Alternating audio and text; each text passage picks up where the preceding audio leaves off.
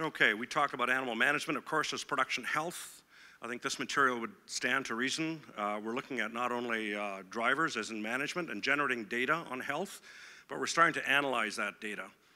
And what you're looking at here is undifferentiated fever cases. And if you look at the second little loop of the chart there, that's days 88 to 96. And that talks about relapse, undifferentiated fever relapse.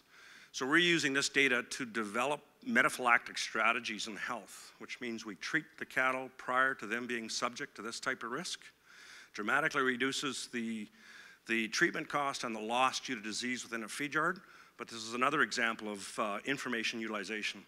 Here's an example of fatality rate by temperature on arrival.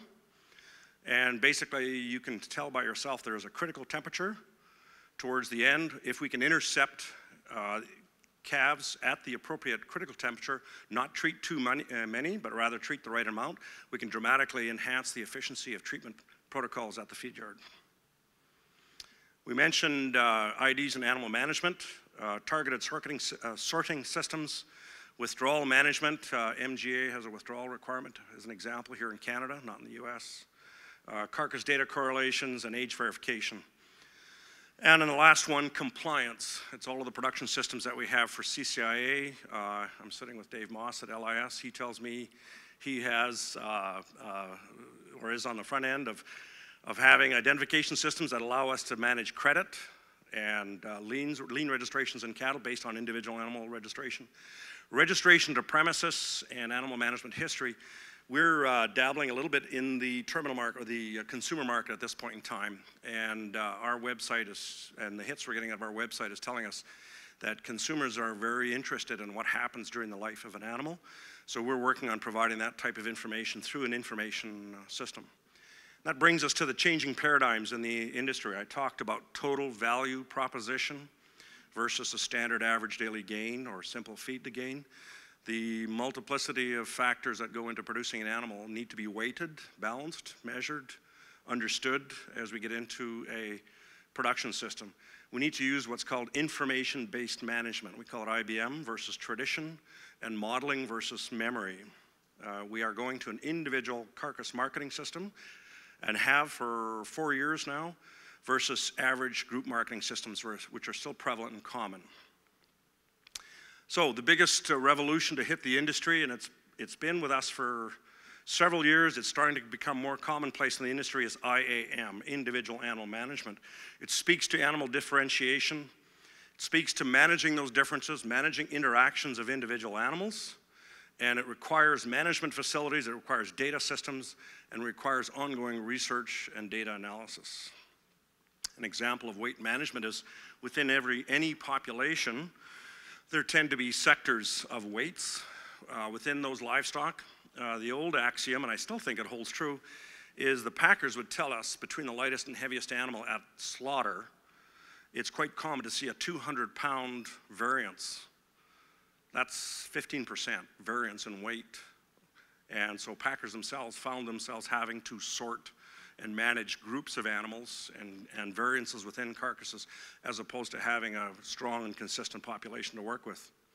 Individual animal management speaks to ongoing testing and evaluation, which speaks to production technologies, genomics. We're into our third round of genomics trials, and integrating all of the information systems into a decision-making model.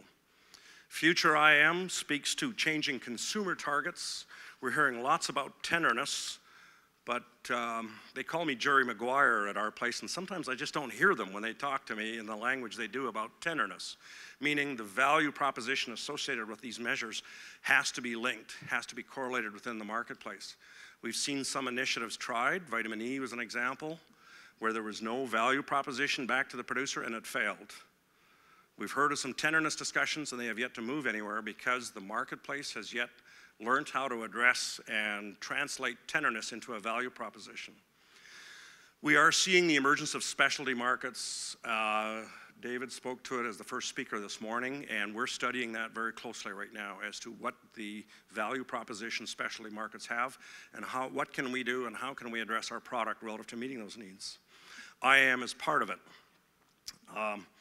We see IAM as utilizing more data points, applying emerging technologies on a regular basis, and it results in a new paradigm in animal management, dynamic individual animal management, that incorporates all of these components and all of these systems. To that extent, ALMA has supported the development of Paradigm technologies. Paradigm is an integrated information system that has the multiplicity of algorithms in the various production systems that allows us to conduct these types of evaluations, cost assessments, target carcass assessments, projections, and utilizing them in a reverse manner to generate production strategies or production protocols and integrate that information for decision-making purposes. Now I'm going to slow down a bit. Am I on time, Gordon? Doing okay? Okay. So if you look at the guts of Paradigm, this is a high level where you can see individual management as a major component of a management system within a feed yard. It's a revolution. There is no software that exists in North America that can work the individual management system that can integrate entire production systems on an individual animal basis. Okay? So the development is a 4-year project, and it involves perhaps pursuing that elusive individual animal margin that exists within the industry. Years ago, we studied packer consolidation, and we were afraid of these monoliths moving up here. And we went to the US and studied the big four at that time, and there are large 4,000 or 5,000 head a day packing plants. And research conducted out of Blacksburg, Virginia, and supported with work here in Alberta, was that these large plants actually create efficiencies in the marketplace. And as such, they can be more competitive at the same margin. Well, that's what Paradigm is scheduled to do, is for us to find that elusive margin and be more competitive at the same prices. If you look at the model, and we did some rough modeling, this is old, granted, but we looked at the payback at Paradigm with a cost of $500,000 to a software package, and based on single feedlot, large feedlot, or average feedlot, we looked at the annual return on investment was upwards of 85%. Okay. So what do we do with it next? Well, Paradigm in a vacuum doesn't work. And I know the title was information sharing. If you look at the bottom right-hand corner, this is our landing page for our website.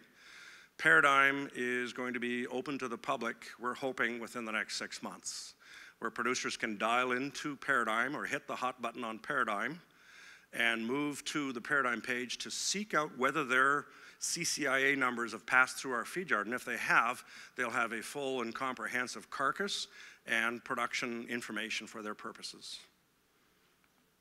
We're advancing a cattle procurement program on our website as well that allows individuals to sell us their cattle directly and register them for carcass and production information coming back to them as well.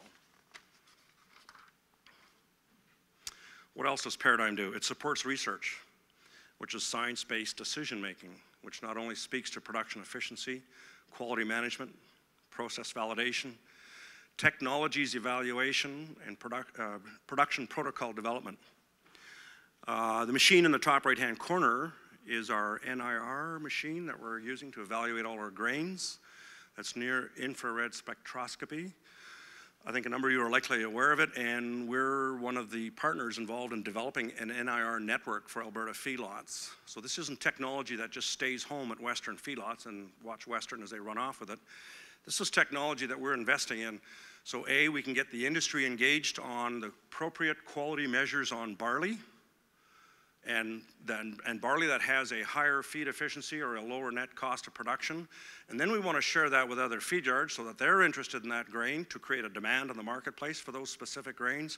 And then we want to share it with the barley breeders, Jim Hellman Company, so that we can develop barley varieties that will compete with corn productivity on a per acre basis. So a number of our investments or developments are altruistic, I guess you could call it, or are interested in industry development, because without those resources here in Alberta, we won't have a successful industry. Summary: individual animal management significantly improves net profitability.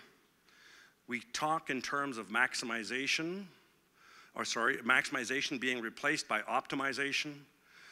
It requires a dramatic shift in feedlot production management philosophy. The traditional management philosophy is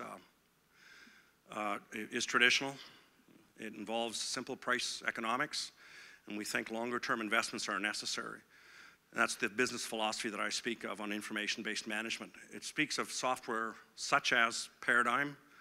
I'm not aware of others that are out there that can manage individual information such as we can integrate research as we can.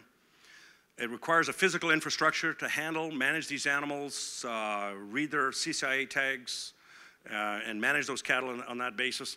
And it requires data management, which is more than just a computer. It requires people that have power in understanding information and utilizing it in a commercial production sense. Once again, researchers are wonderful. That's where we go to get our resources, which include not just research scientists, epidemiologists, veterinarians, economists, and they are on our team that we use to develop some of the knowledge that we try to apply. If I was to suggest one of our biggest challenges at this time, it would be that we struggle to find the people resources we need to continue to grow the information management systems and the knowledge systems that we create at Western. Of the science and education or knowledge type resources that we have on staff, I would suggest 6 of the last 8 have been hired from out of country. And we struggle, and I'm on the board of AILS as well, we struggle to get engagement with our educational systems to meet our needs. And as a result, we have more engagement stateside than we do here in Alberta. So without ALMA, where would we be? Well, we would likely go down this road, but it would be delayed, probably by years for us to be able to implement. It would be a fragmented development. It'd be a little frustrating, but we'd have to do it in pieces. It would be incomplete development, and the information sharing component, which I speak to, is probably not part of it. Lastly, there wouldn't be somewhat of a commitment or an interest in providing Paradigm to the public, to other users that are of a similar philosophy or similar interest in using Paradigm. At this point, I have to give credit to some of the visionaries that started ALMA for seeing that these types of projects are what it's all about. I mentioned this is one of the technology, the information technology systems we're in. We have in total 9 projects, and ALMA's not involved in all of them. As a matter of fact, I think 2 of them. And as such, we think this is the culture and this is the type of vision that people like George Grenevelt had way back when it started. So what are your options to implementing a system like this? Well, you can go buy the book, available at your local chapters. We almost have it finished for those that want it. But all in all, I want to thank you for being very attentive and enjoy the Alberta product as we all do. Thank you.